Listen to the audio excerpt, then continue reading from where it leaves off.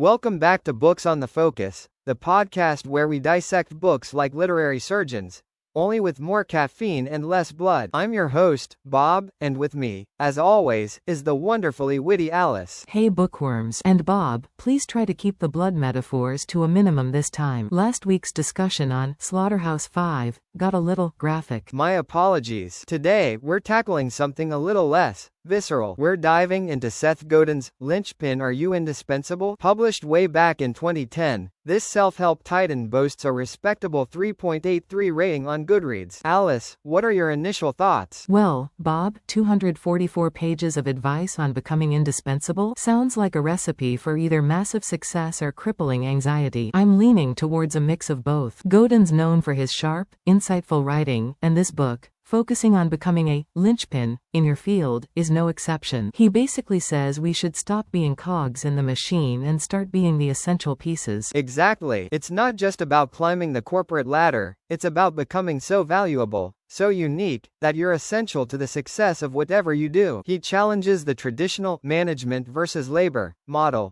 proposing a third team, the linchpins.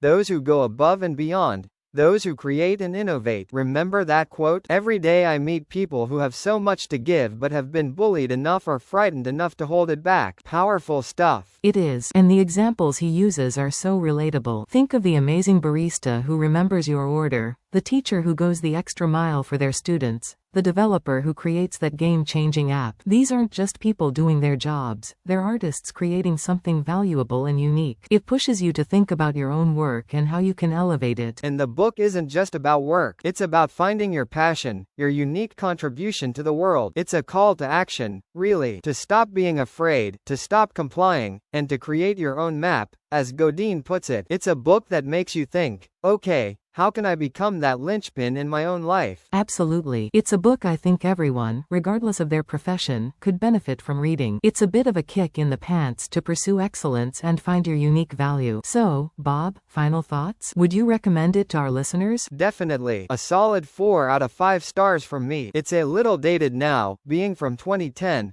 But the core message remains timeless and incredibly relevant. If you're feeling stuck or unfulfilled, Linchpin might just be the book to ignite that spark. Thanks for joining us, Alice. My pleasure, Bob. And to our listeners, happy reading, and may you all become indispensable linchpins.